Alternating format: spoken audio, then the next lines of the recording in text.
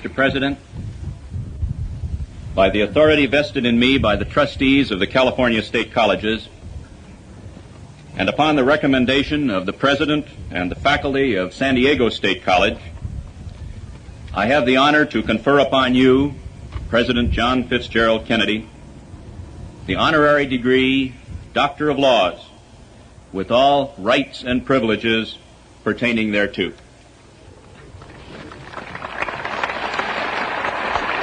The award is now presented to the President. He takes it in hand, smiles to all concerned. Mr. Dumke, Mr. Heilbrunn, now has the cape put over his head, and everyone rises and applauds the action. Mr. Kennedy shakes hands with Chancellor Dumke and Mr. Heilbrunn, Chairman of the State Board of Trustees. Now Mr. Kennedy returns to his seat, and Dr. Malcolm Love steps forward. Ladies and gentlemen, the President of the United States.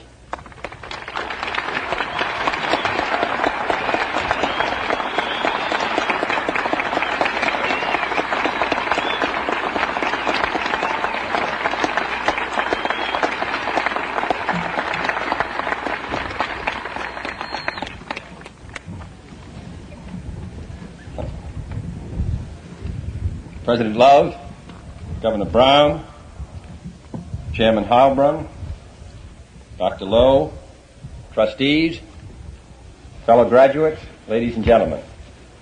I want to express a very strong sense of appreciation for the honor that you have given to me today to be an instant graduate of this distinguished college.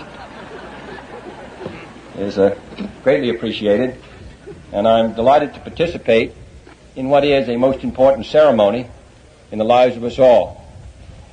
One of the most impressive, if not the most impressive, accomplishments of this great Golden State has been the recognition by the citizens of this state of the importance of education as the basis for the maintenance of an effective free society.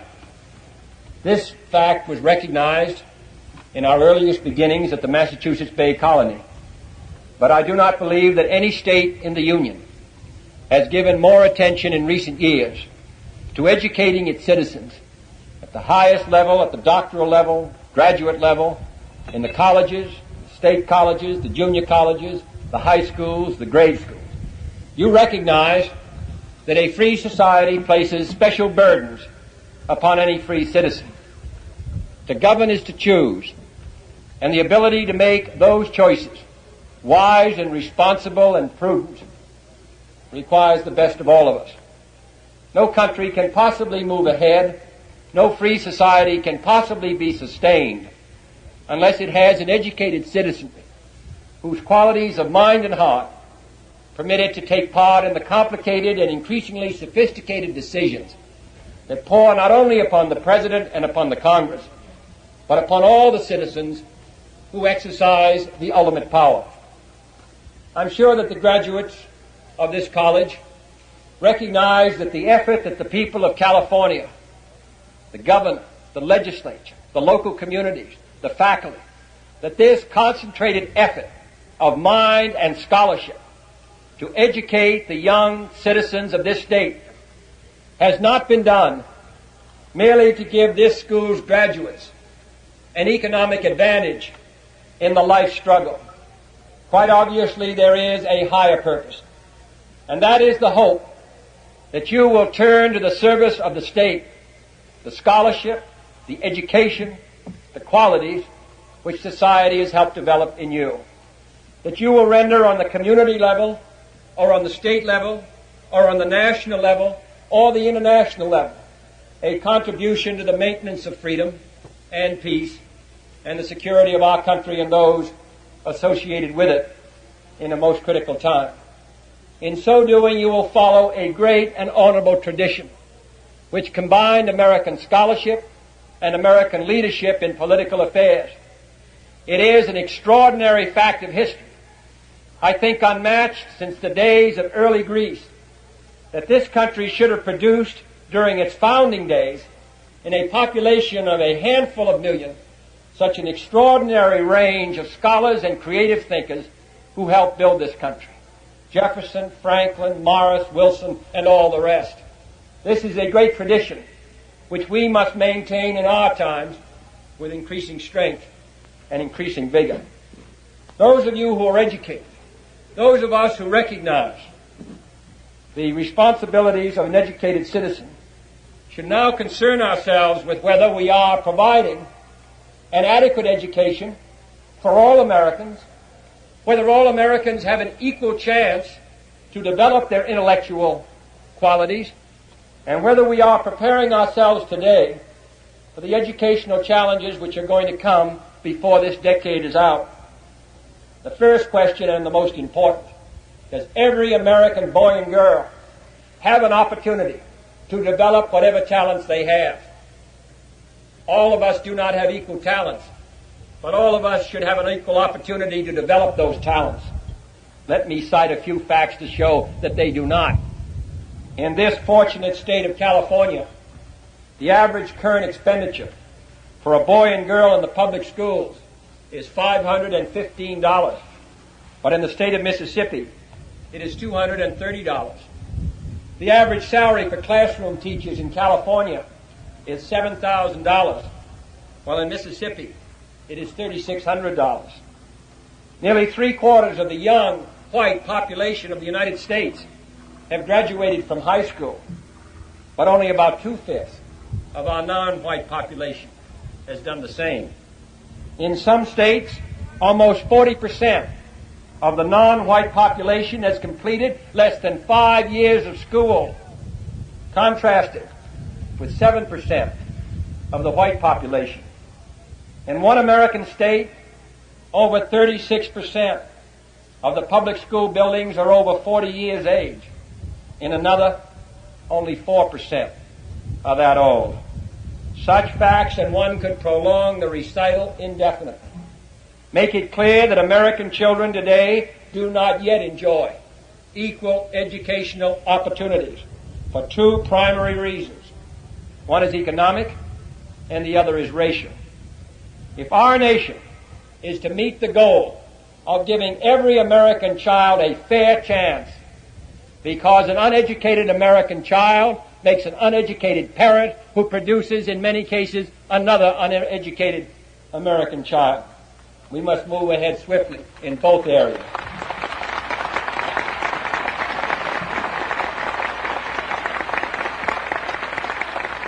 And we must recognize that segregation in education, and I mean de facto segregation in the North, as well as the proclaimed segregation in the South, brings with it serious handicaps to a large proportion of the population. It does no good, as you in California know better than any, to say that is the business of another state. It is the business of our country, and in addition, these young, uneducated boys and girls know no state boundaries, and they come west as well as north and east, and they are your citizens as well as citizens of this country. The second question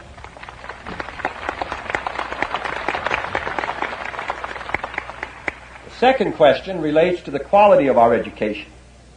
Today, 1 out of every 3 students in the 5th grade will drop out of high school, and only 2 out of 10 will graduate from college. In the meantime, we need more educated men and women, and we need less and less unskilled labor. There are millions of jobs that will be available in the next 7 years for educated young men and women. The demand will be overwhelming, and there will be millions of people out of work who are unskilled, because with new machines and technology there is less need for them. This combination of a tremendously increasing population among our young people, of less need for unskilled labor, of increasingly unskilled labor available, combines to form one of the most serious domestic problems that this country will face in the next 10 years. Of Americans 18 years of age or older, more than 23 million have less than 8 years of schooling, and over 8 million have less than 5 years. What kind of a citizen can we, what kind of judgment, what kind of response can we expect of a citizen who has been to school less than 5 years? And we've got in this country 8 million who've been less than 5 years. As a result, they can't read or write or do simple arithmetic. They are illiterates in this rich country of ours, and they constitute the hard core of our unemployed. They can't write a letter to get a job, and they can't read, in many cases, a help wanted sign. 1 out of every 10 workers who fail to finish elementary school are unemployed, as compared to 1 out of 50. In short, our current educational programs, much as they represent a burden upon the taxpayers of this country, do not meet the responsibility. The fact of the matter is that this is a problem which faces us all, no matter where we live, no matter what our political views must be. Knowledge is power. As Francis Bacon said 500 years ago, and today it is truer than it ever was. What are we going to do by the end of this decade? There are 4 million boys and girls born each year in the United States. Our population is growing each decade by a figure equal to the total population of this country at the time of Abraham Lincoln just 100 years ago. Our educational system is not expanding fast enough. By 1970, the number of students in our public elementary and secondary schools will have increased 25% over 1960. Nearly 750,000 new classrooms will be needed, and we're not building them at that rate. By 1970, we will have 7 million students in our colleges and universities, 3 million more than we do today. We are going to double the population of our colleges and universities in 10 years. We're going to have to build as many schools, college classrooms, and buildings in 10 years as we did in 150 years. By 1970, we will need 7,500 PhDs in the physical sciences, mathematics, and engineering. In 1960, we graduated 3,000. Such facts make it clear that we have a major responsibility and a major opportunity, one that we should welcome, because there is no greater asset in this country than an educated man or woman. Education is the responsibility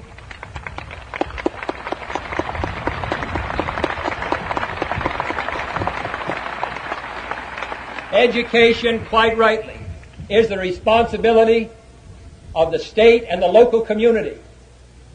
But from the beginning of our country's history, from the time of the Northwest Ordinance, as John Adams and Thomas Jefferson recognized, from the time of the Morrill Act at the height of the Civil War, when the land-grant college system was set up under the administration of President Lincoln, from the beginning it has been recognized that there must be a national commitment and that the national government must play its role in stimulating a system of excellence which can serve the great national purpose of a free society.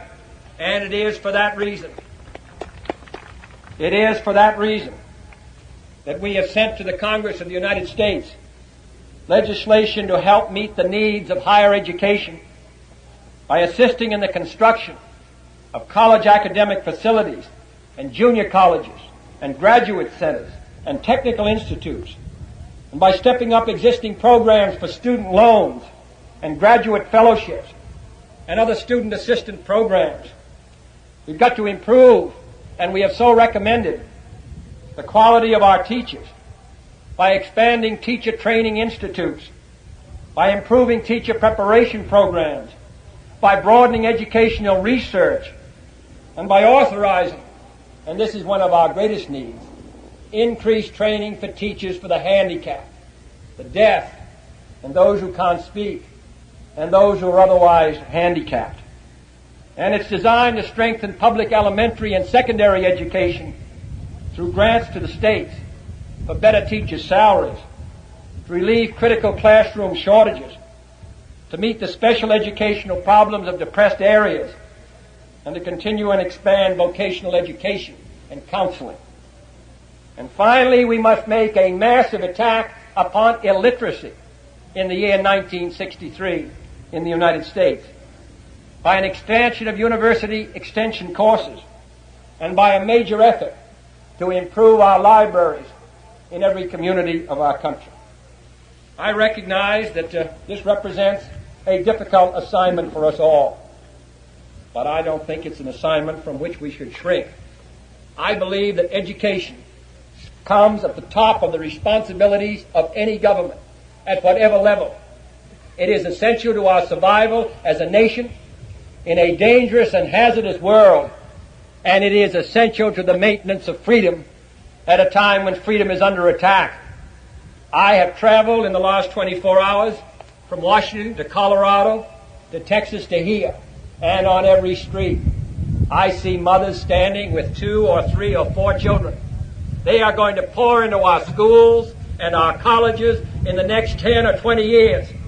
And I want this generation of Americans to be as prepared to meet this challenge as our forefathers did in making it possible for all of us to be here today. We are the privileged.